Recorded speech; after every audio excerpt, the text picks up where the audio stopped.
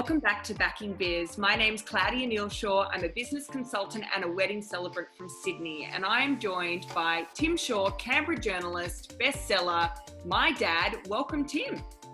Hey, Claudia, great to be back in business. Fantastic. Today we are joined by the infamous Rhys Parry Badkin, one of my favourite people. He is a Sydney-based peak performance coach.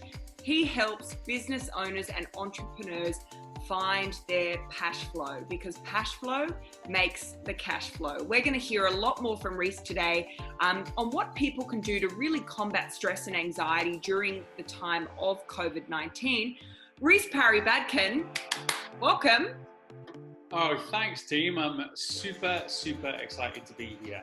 Well, we're super excited to have you. What a panel. What a panel. What a panel. Absolutely. The dulcet tones across the three.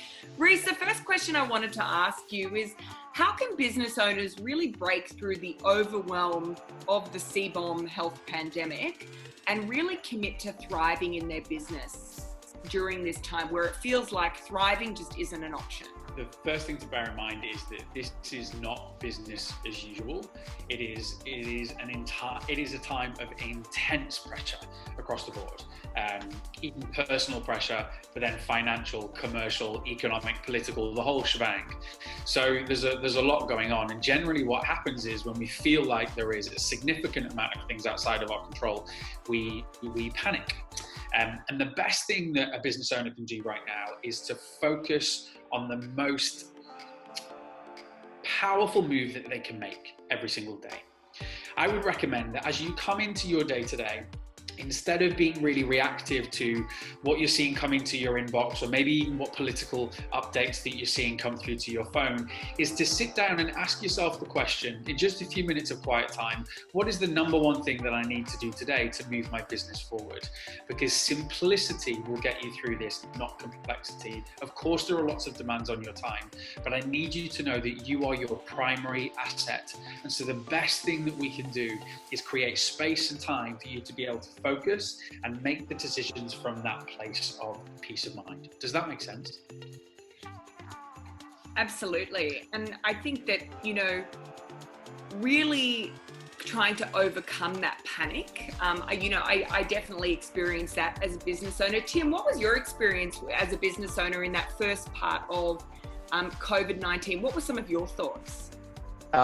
A really important question is what is going to happen today and tomorrow, and when you have every single contract cancelled because of the contact style of business, presentations, conferences, even getting a television crew together, Claudia, was really difficult.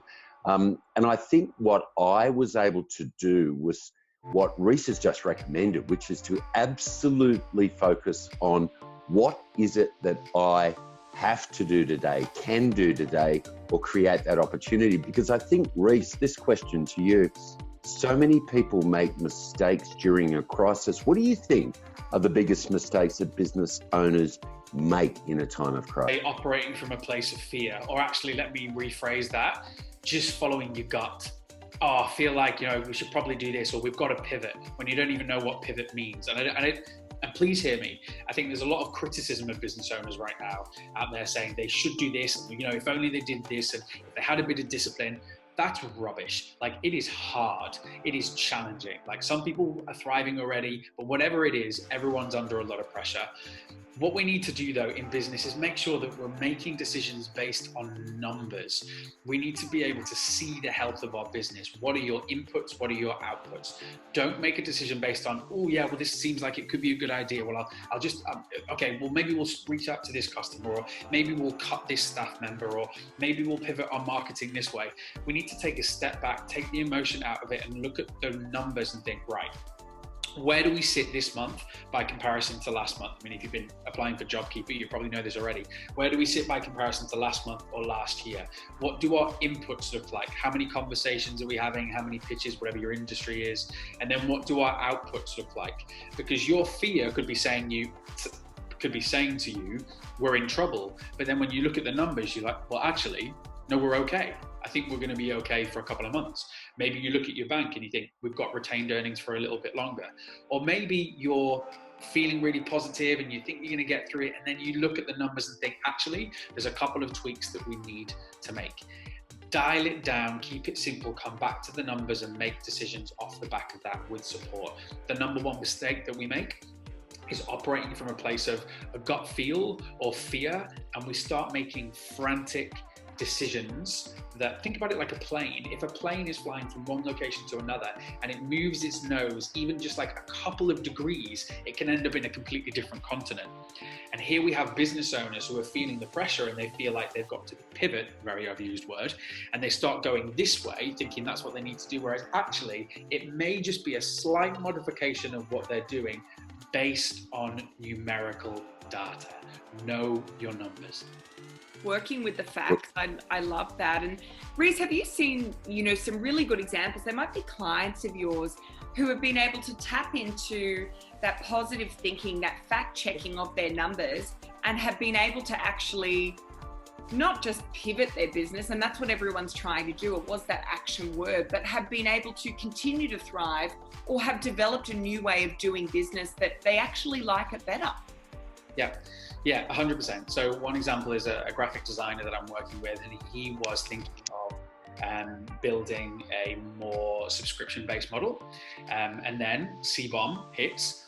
And off the back of that, he says, well, actually, he didn't panic. He thought, well, this is the perfect time because this is exactly where my target market is going to need to be. People are going to need help with their marketing. And so he built and has scaled an online subscription model that is doing really, really well, because he asked himself this question: what does my customer need most right now? And off that, he flew. So when people talk about pivoting, the danger is we start pivoting based on what's going on in our head or in our gut, and not based on our numbers. The second contingent of when you want to pivot is not just based on the numbers, but based on your customers. Because the whole purpose of business is to serve customers. That's your whole raison d'etre. That's the whole point of us being in business in the first place. Another example of a client of mine that's doing particularly well, she's in the recruitment space, and there was a bit of a freeze across the board, but the way she was able to build credibility, not from a manipulative point of view, but more from a wanting to continue to position herself as a place of authority within the market, was finding out what her clients wanted and what the candidates wanted in terms of where are they at, what are they searching for, what are they interested in, and she provided content to them based on that. And she's found that the content marketing that she puts out there is getting significantly more engagement than when she posts about X job or Y job. And in doing so, she's building relationships. Psychologically, going through times like this, when everybody's looking for certainty and they're looking for real connections, if you start adding real value, genuine, not how can I help value, but sort of like thinking, basically preempting your customers' needs before they even know themselves, and give them that, have genuine conversations. When we come out the other side of it, psychologically, what they've learned from you is, this is someone I can trust, this is someone who's interested in me, this is someone who wants the best outcome for me. So then when it comes to buying, it's an automatic default back to that person. So the best examples I've seen are where people have thought, what is the opportunity here and what can I do to serve my customers best? Again, not from a position of judgment. I think it's the best thing we can do right now is to take the focus off what we think we should do and onto what's the data, what do my customers need, and make decisions from that place and move forward. Look at examples like so Google, Facebook, Netflix, Disney, IBM, I think HP as well. If they weren't founded in times of economic downturn, they thrived through periods of economic downturn because they became fanatical about their customer. Now is the time to be obsessed with what our customer needs and show up in that way for them, and you cannot help but thrive off the back of that. Really tapping into that customer value proposition, and really the preempting is the important part. Rhys, are you able to share with us what are some really great business resources that entrepreneurs and business owners can tap into at the moment, which might give them that information, motivation? So there are a couple of resources that I like to go to. And let me just pre-frame this with, why is this important? Because you are what you eat in terms of content. And if right now all you're doing is watching the newsreel, as much as I love to be informed, and you're just listening to everybody's opinions, that will seep into your consciousness, and it will affect your ability to sell, it will affect your ability to grow, and it will affect your ability to make strategic decisions. Instead, cut out the fear mongering, cut out the content that's not adding value, and seek sensible advice. So on, I would say on Instagram, Mark Boris is incredible. Like, he's straight down the line.